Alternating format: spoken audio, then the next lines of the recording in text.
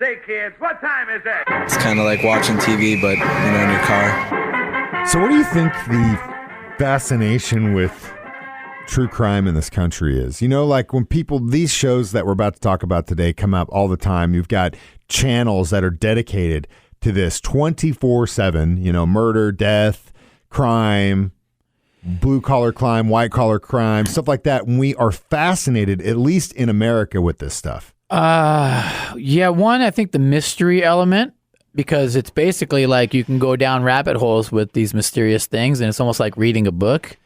The other would be, personally, like Liz always asks me, why do you watch all these dark ass documentaries? It should be her, because most of my friends, because I'm huge into true crime, but most of the people that I know that are into it as much as you and I, most of the time they're female. I'm not generalizing here, but most of the time they're female.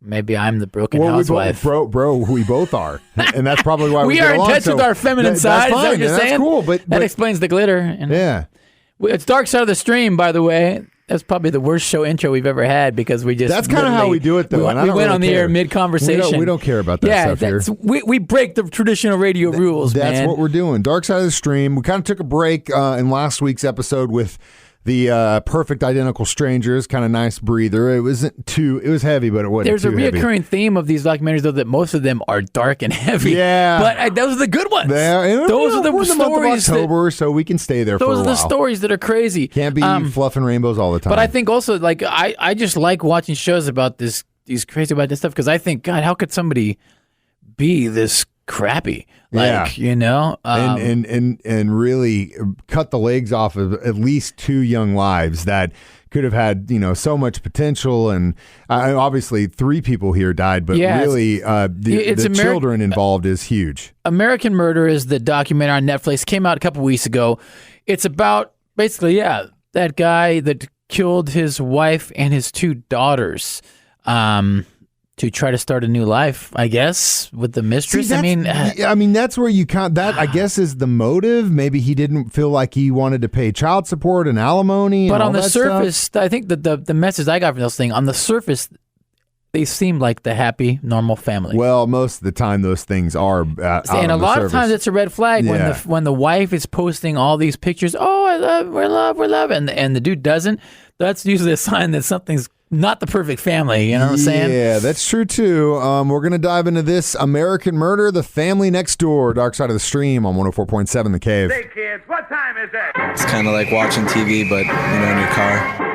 Jay Stevens, Mike the Intern, back in the studio today. It's Dark Side of the Stream, discussing the documentary American Murder, The Family Next Door on Netflix. Where's Joe today, by the way? I think we gave him the day off because, man, he's busting his butt this week. 2 Chiefs games in a week. He's busting. So we're giving him some time. Moody Cat. We didn't want him to go in extreme Moody Cat mode. I wanted to give him some time because he's busting his butt on the Chiefs side of things. We all are, but some people have more time than others, and I've got a lot of time with the kids sleeping and napping. So I got a chance to watch this documentary, which you were right. It did piss me off. Yeah, I figured it would piss you off. It pissed me off. So I figured if you're a father, you're gonna get angry. If you're a human being, you're gonna get angry. Yeah, but father, a little bit more. So I think. And like I've said, I could see. I don't know how crappy or his home life was. Maybe we didn't hear too deep stories about him, but I can see. Like the I guess it wasn't his ex-wife, but I could see an ex-wife making you crazy to the point where you're thinking the only answer is to kill her. I could see how somebody could go down that road. I can't see how somebody would go, I got to kill my kids. Well, he claimed, at least in his confession, that one of them walked in on when it was happening. And then I don't really even want to talk about how it was done, because it just breaks. I get goosebumps, and not the good ones. When I think about what happened with these kids and his wife, and it just, again, oh my goodness gracious. You need to watch it at home, because we don't want to give spoilers, because it's crazy, man. Like, there was plenty of time where he could have changed his mind, you know what I'm saying? On the kids. So many times did he have a chance to go back. And go, what am I doing, you know? And just...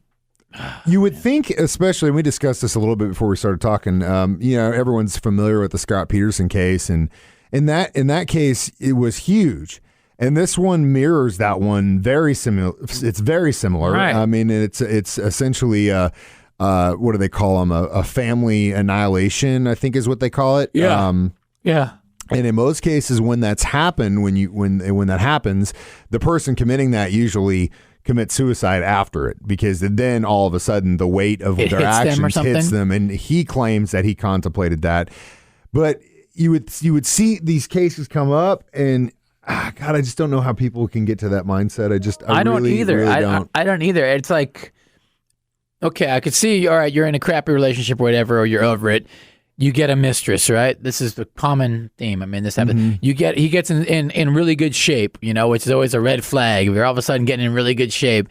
So the cops are like, "Do you have a mistress?" And he's like, "No, I don't." And they're like, "You got in really good shape.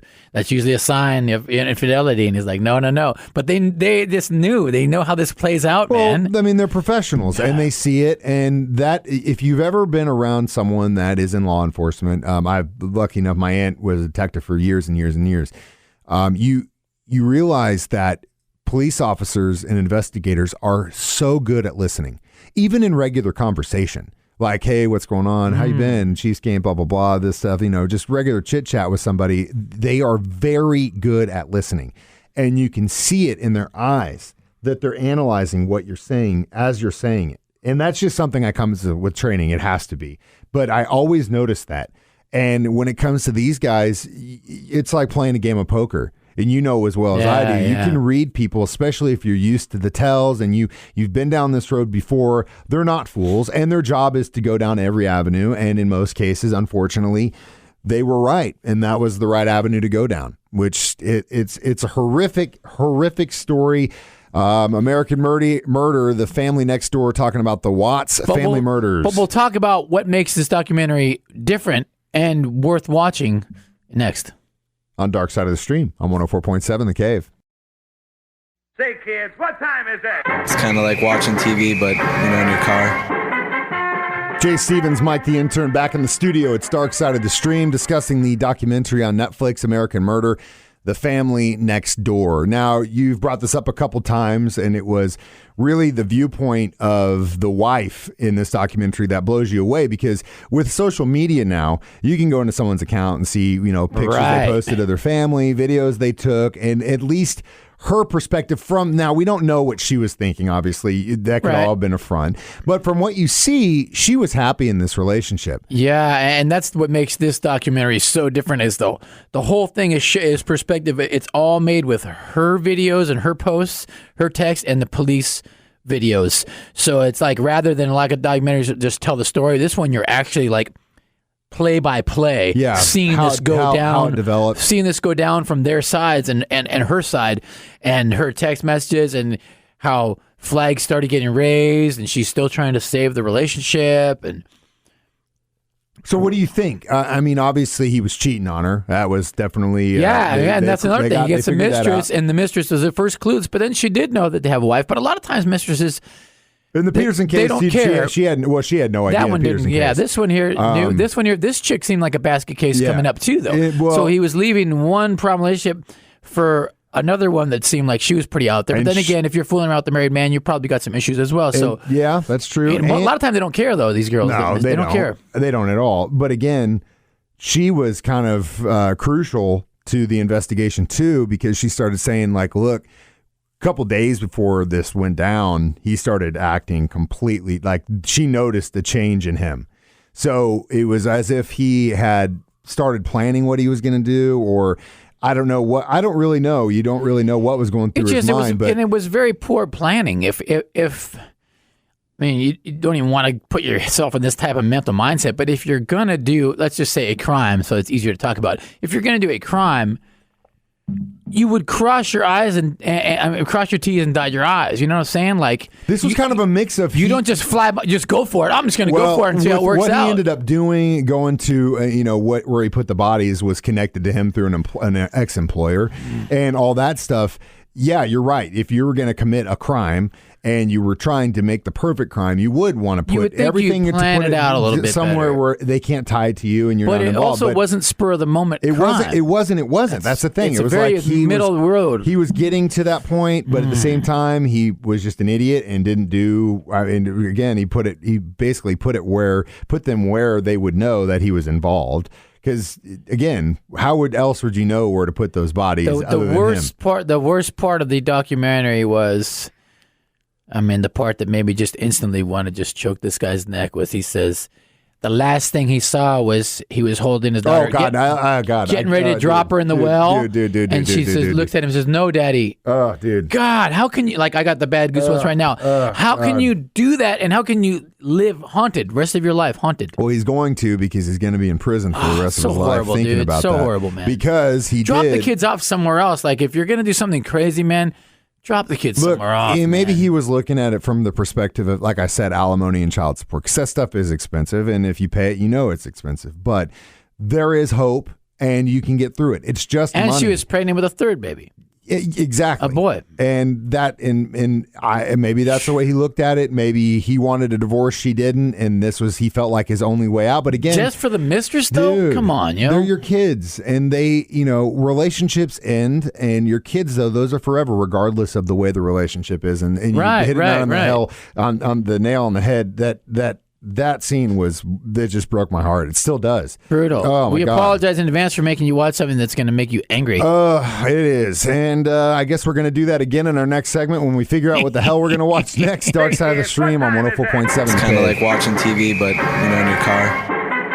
Okay, we've reached the end of this dark downer hour, man. Downer hour is right, golly. But watch it. Dark Side of the Stream. This week we talked about American Murder, The Family Next Door, and it's on Netflix. Remembering the Watts family, the wife who lost her life, their two daughters, and then their unborn son, and arguably what was a horrific crime perpetrated by her husband, and he is now sitting in prison. Yeah, he's locked up. Made a plea deal. The mistress, she kind of vanished out the face of the earth. Nobody knows where she's at, the mistress. It is interesting because her family was the one that pushed the DA to not pursue the death penalty and make the plea deal, so they didn't have to hear anything about it, and they didn't have to make it a big trial, and they had to relive it all. So, there is a fine line sometimes when that you've got your man and how far you want to go with it, but he's going to be, 5 life sentences, 3 consecutive, 2 concurrent. He'll never be out.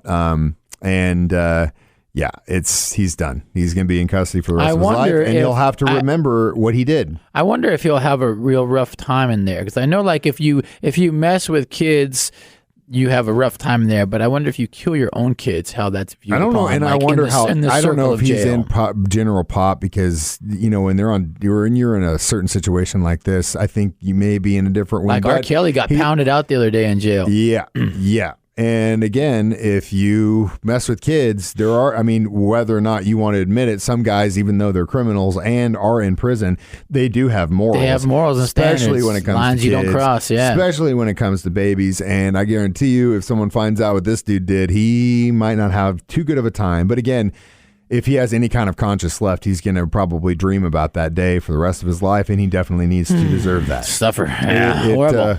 It's horrific. It sucks. And again, I don't know why we're so fascinated with this thing, but it's a long and winding road. So to get us out of the dumps, this might not make us feel that much better, but with the way the world is, a new documentary that was released this year, and it was actually suggested by a listener a couple weeks ago. The Social Dilemma on Netflix is the one we're going to watch next. So if you don't want to get spoiled on our thoughts on that documentary, watch it. You got a week before we talk about it on the next episode, Dark Side of the Stream on 104.7 The Cave.